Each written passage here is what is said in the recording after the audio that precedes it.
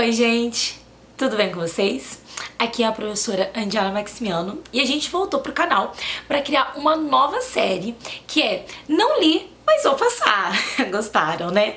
Por que eu tô fazendo essa nova série Não Li, mas vou passar? Alguns alunos mandaram recado pra mim nas minhas redes sociais pedindo pra eu comentar sobre o vestibular da UEM que vai ser nesse próximo fim de semana. Dia 8 e dia 9, se eu não me engano.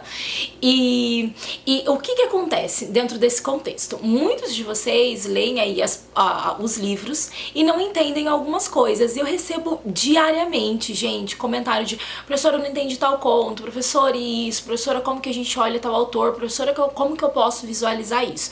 Então, esses vídeos que eu vou fazer pra vocês, dessa série agora, não é resumo. Isso não exclui a sua leitura, isso não exclui você pesquisar. Se você não leu em lugar nenhum, então vai aí no Google, a internet tá ajudando a gente pra caramba, digita aí, por exemplo, resumo de Memórias Póstumas de Brás Cubas por capítulo. Isso vai te ajudar pra caramba pra você ter a história. O que eu quero lançar pra vocês, o que eu vou lançar essa semana, são 10 vídeos de comentários das 10 obras catalogadas para o EM, certo? Mas como que isso aparece no vestibular pra vocês? O que vai aparecer? O que você tem que responder? São vídeos curtos, com dicas rápidas com relação à prova, tudo bem?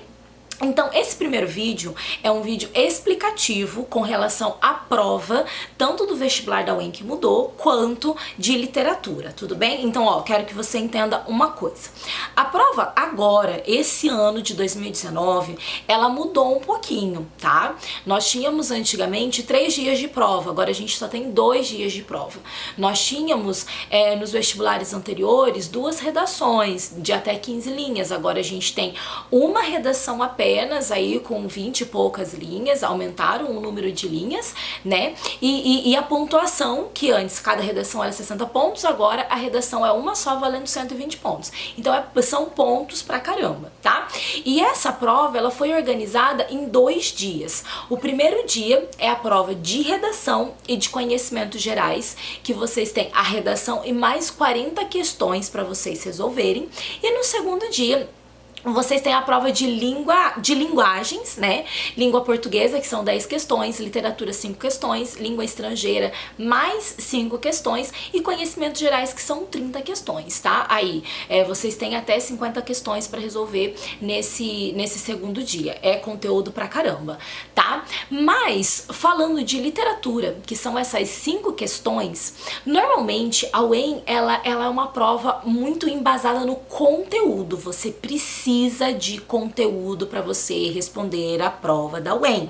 Então, você precisa de conhecimento das obras, você precisa de crítica com relação às obras, falando aqui no contexto literário, tá? Você precisa disso.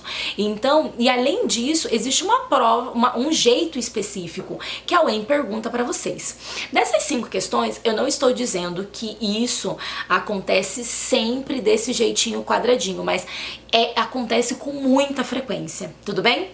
Então, olha só, das 5 questões, uma questão você vai levar em consideração para os movimentos literários. Então, eu posso perguntar aí sobre barroco, arcadismo, romantismo, realismo, naturalismo, parnasianismo, simbolismo, pré-modernismo, modernismo, que é o que a UEM mais gosta, né? A UEM adora modernismo, mas, e até fazer alguns questionamentos sobre essa literatura pós-moderna, ou, desculpa, pós-modernista, contemporânea, tá? Então, isso vai cair numa questão para vocês, tá bom? Espere alguma coisa com relação a isso.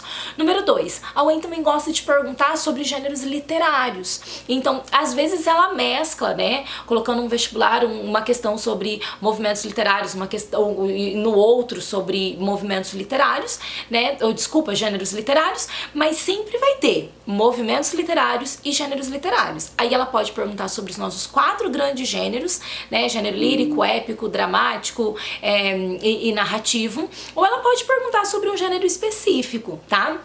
Isso é muito comum a UEM perguntar, então você tem que estudar, porque a probabilidade de cair também é muito grande. E aí nós temos aí mais 3 questões, eu tô colocando aí numa sequência das 5 questões, mais 3 questões focadas nas obras literárias, que é o principal. Então, normalmente, né, a UEM gosta de perguntar uma questão sobre poesia, uma questão sobre prosa, e agora a gente tem aí, eles não usam black tie, sempre tem uma peça teatral que aparece também, então a gente mescla aí nessas perguntas. Pode acontecer de cair mais poesia, pode acontecer de cair mais prosa, né?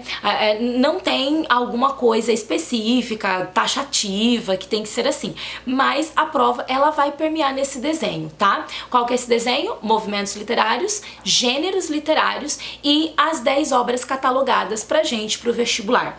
Então, se você entendeu como que funciona... Ah, mais uma coisa. A prova da UEM, ela é organizada em somatória, gente. Então, nós temos aí um exercício que você vai ter a alternativa 01, alternativa 02, 04, 08 e 16. Você tem 5 alternativas e você precisa descobrir se elas estão corretas ou não.